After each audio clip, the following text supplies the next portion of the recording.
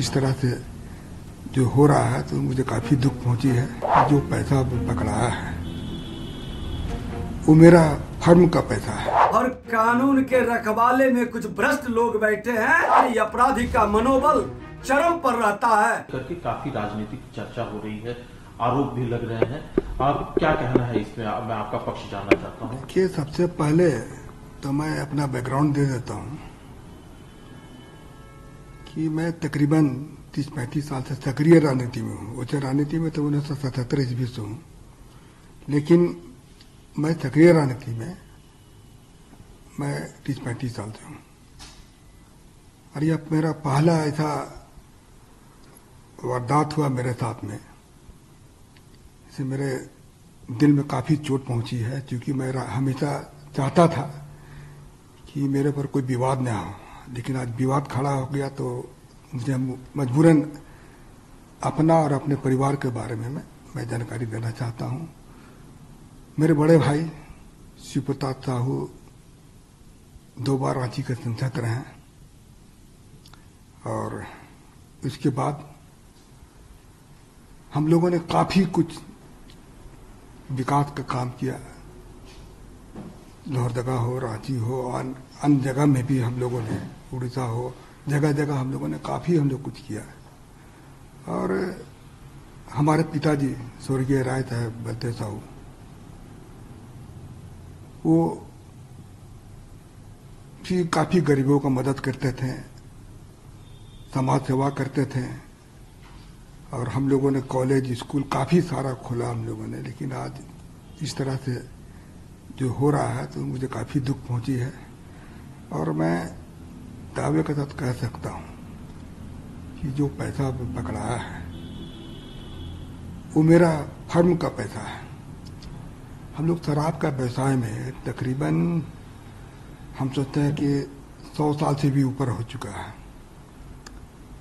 और उसकी सारी जानकारी मैं आपको दे रहा हूँ कि इन 100 सालों में हम लोगों ने सरकार को काफ़ी कुछ किया, काफ़ी रेवेन्यू दिया। आज इस तरह से हो रहा तो मुझे काफ़ी चोट पहुँची है, और मैं चाहता हूँ कि इसका मैं अपने तरफ से इसका खुलासा कर दूँ, लोगों को जानकारी मिले। और मैं दिल्ली में ही था, आप लोगों से मिलना चाहता था, लेकिन कुछ परिस्थिति ऐसी आ गई थी, आप लोगों के सामने आने में मुझे शर्म महसूस हो रही थी। और मैं राजनीति छोड़ करके मैं अपने बिजनेस में भी नहीं ज़्यादा ध्यान देता था। बिजनेस मेरे परिवार वाले करते थे, और कभी कभार मैं पूछता था बिजनेस के बारे में। बाकी हमको अधिकतर समय मैं राजनीति में ही अपना समय दिया।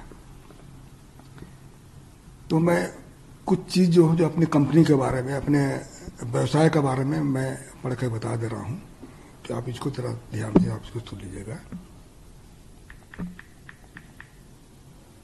देखिए, पहला पॉइंट है कि हमारा जो परिवार है एक संयुक्त परिवार है, बहुत बड़ा परिवार है हमारा। इसमें कुल हम लोग 6 भाई थे, 6 भाई हैं, और उनके बच्चे लोग भी हैं। आज बच्चे लोग सब व्यवसाय से जुड़े हुए हैं, और हमारा 100 साल से भी ऊपर का जो कंपनी है या फिर ये पुराना ये बिजनेस है। और हम ये जो कैश का जो पकड़ा गया है, ये हमारे व्यापार शराब से संबंधित फर्मों का पैसा पकड़ा गया है। हमारा परिवार पिछले 100 साल से अधिक से चलता आ रहा है, तथा हमारा जो भी कारोबार है वो बिल्कुल पारदर्शी है।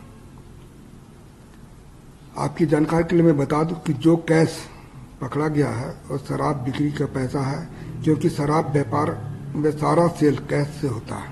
ये दुखद दुर्भाग्यपूर्ण है कि जब भ्रष्टाचारी पकड़ाता है तो उसके मन के अंदर लज्जा की भाव क्यों नहीं होता।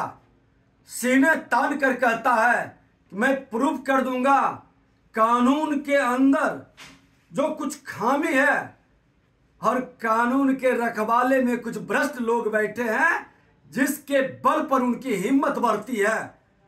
आज 350 करोड़ से ऊपर पकड़ाने वाला व्यक्ति भी कह रहा है कि मैं साबित कर दूंगा आज न्याय में इतना विलंब होता है कि भ्रष्टाचारी अपराधी का मनोबल चरम पर रहता है। दुखद और दुर्भाग्यपूर्ण है कि आज इस तरह से स्पेशल स्पीडी ट्रायल चला करके जितने भी जनता की गाढ़ी कमाई को लूटा है वह भ्रष्टाचारी राजनीति करने के योग्य माननीय न्यायालय से नहीं है। फिर भी पार्टी के राष्ट्रीय अध्यक्ष बन के बैठे हैं, फिर भी वो सांसद बन के बैठे हैं और फिर भी लोग उनको सम्मान देता है।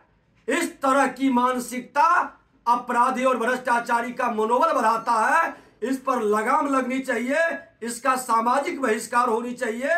और ये मां जानकी की धरती है। हम तो आज सीतामढ़ी जा रहे हैं मां जानकी के जानकी विवाह के पूर्व संध्या पर, और ये शक्ति की भक्ति की मुक्ति की भूमि है।